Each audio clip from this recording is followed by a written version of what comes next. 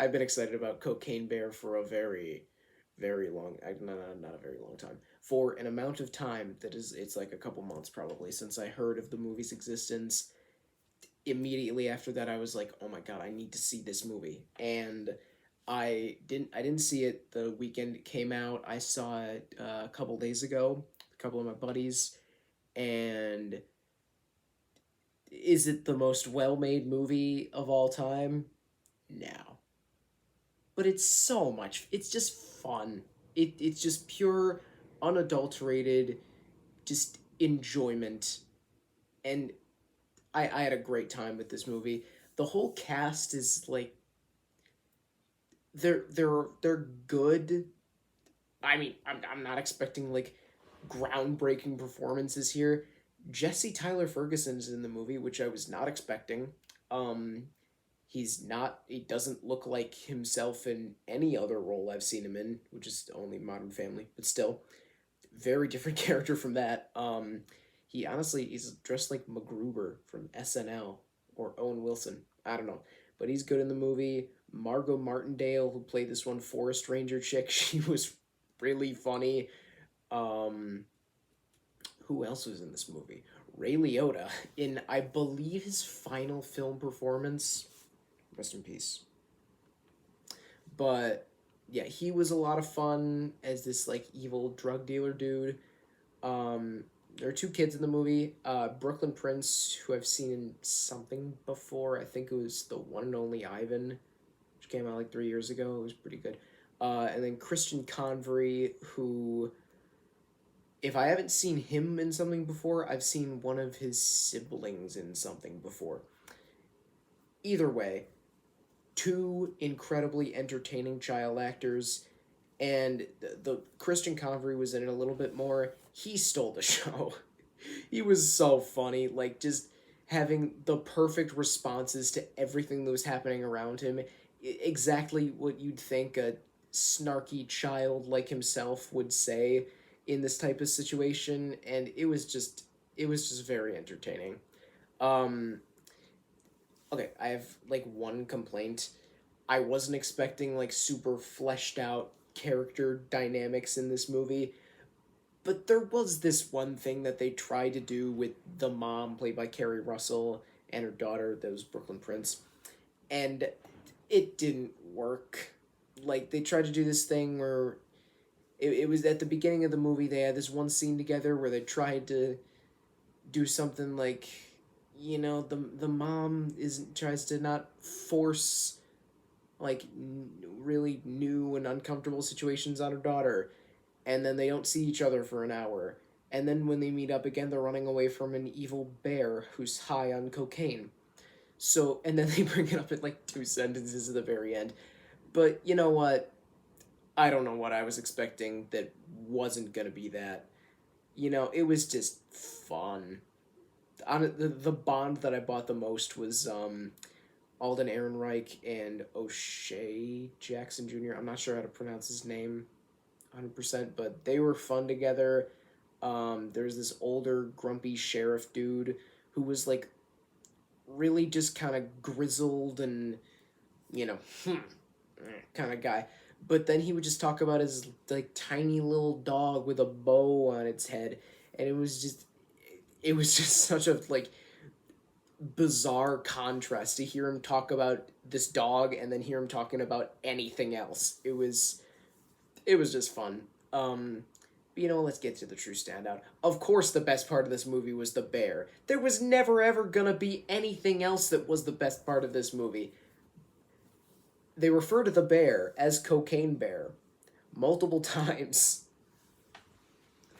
Uh I'm a true lover of bizarre, strange, and probably not that unironically good things. Y'all saw what I did for my 50 subscriber special. I got a bunch of people here and we watched The Amazing Bulk. I requested a DVD copy of it for Christmas. I got it. I watched it. It's fantastic. But it's not good, but it's fantastic. This movie, well, okay, it's more professionally made than The Amazing Bulk, but so is a lot of stuff. But yeah, it's just it's just pure fun. Like, you know, you're not gonna have like this deep, profound cinematic experience.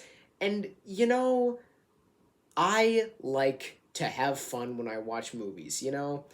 Like, even in certain films that impact me deeply emotionally speaking, like Toy Story 3, for example. I rewatched that film recently. I never quite noticed, like, just how phenomenal it is. But it's a ridiculously entertaining movie. Spanish Buzz, come on.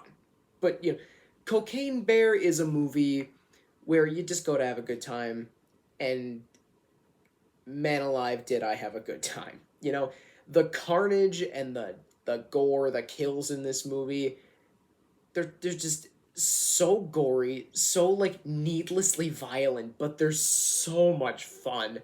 Oh man, and sometimes they just like happen in the most ridiculous and over the top of ways, and you know that was the intention here. Um Honestly, the one thing I was kind of surprised by, the bear actually looks pretty good for a CGI bear. I mean, okay.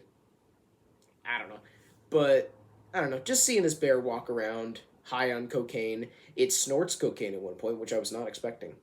Um, you know, it was just fun.